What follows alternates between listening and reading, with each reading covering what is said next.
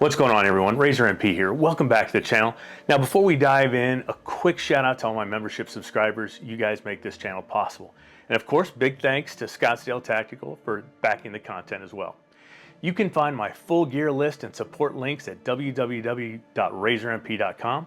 And I also want to thank Velocitas for sending me out some of their 96 grain 9mm solid copper hollow points. I ran them through the CC9 during testing and they performed extremely well. Clean feeding, solid expansion, and very smooth cycling.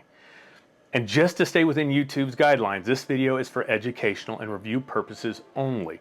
All testing was conducted safely at a licensed range, and this is not a sales video. No firearm or firearm parts are being sold or linked directly.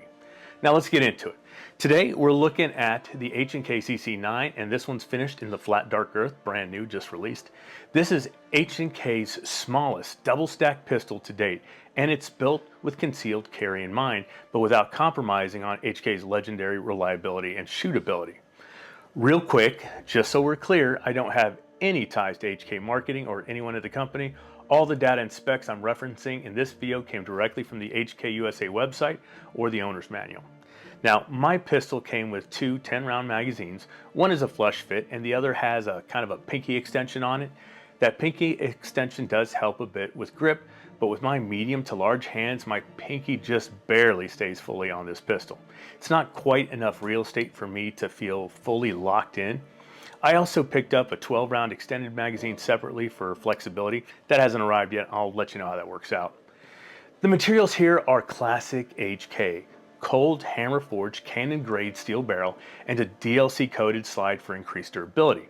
The CC9 is also built on a plus P rated chassis, meaning it's ready for duty grade abuse and not just pocket carry. The trigger is crisp, breaking cleanly at about 4 to 4.5 pounds with a short and positive reset.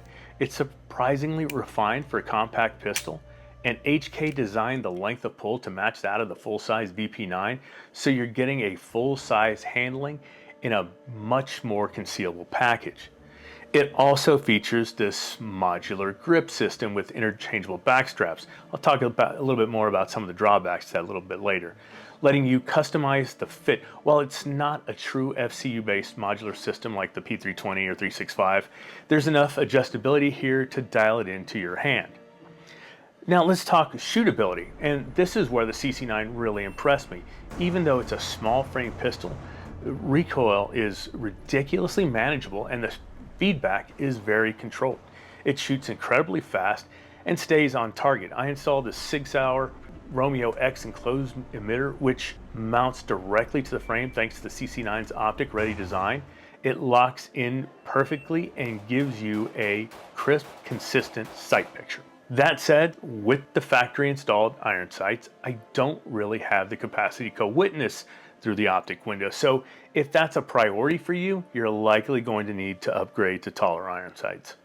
You've also got a fully ambidextrous controls, including mirrored slide stops and mag releases, and a Picatinny style rail for all your accessories. I put the RSC Surefire light on this from my old Springfield Armory Hellcat, and it works perfectly on this model.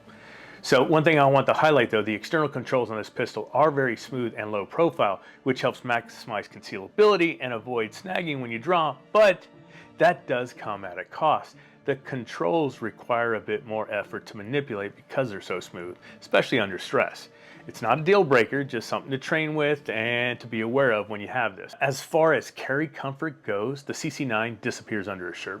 The sub 1-inch width and smooth contouring make it easy to conceal and comfortable for all day carry. You could literally slip this in a pocket and I doubt anybody would know you have it there. But let's get into my personal experience. I absolutely love how sleek this pistol is. It looks and feels like a quality handgun, and it really is. From the build to the way it shoots, you can tell HK didn't cut any corners. But for me personally, it won't be my go-to for EDC. It's just too small for my hands. Drawing from an Appendix carry, I had trouble getting a real solid purchase under pressure, and during a magazine exchange, I actually pinched the shit out of my hand. When you see it and you're pushing it in, you see the back strap right here. You see kind of how it sticks out. Well, when you're loading the next magazine in here, I don't know if you can see this, but I've got my finger here simulating the palm of my hand, and when you push in hard enough and your hand's still up against there, it squeezes the crap out of you. So it's something to be aware of. You definitely want to take that high-end pinky away approach, because that will snag you. Anyway, I have these medium to large hands, and I can't imagine someone that's over 6 feet tall with bare paws choosing this as a primary carry gun. As a backup, yeah, maybe. But if HK ever releases this thing in an XL version, hell yes, I'd be all over it. It's a top tier pistol. It's just not going to be a top tier pistol in my hands.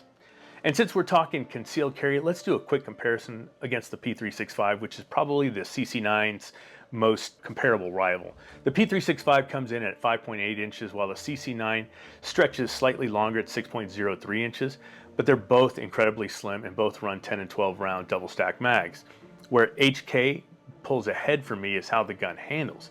It just feels like a scaled down duty pistol, not a micro compact stretch to size. You get that same VP9 trigger geometry and a more solid grip that helps with control. Not super solid. I do like the grip texture.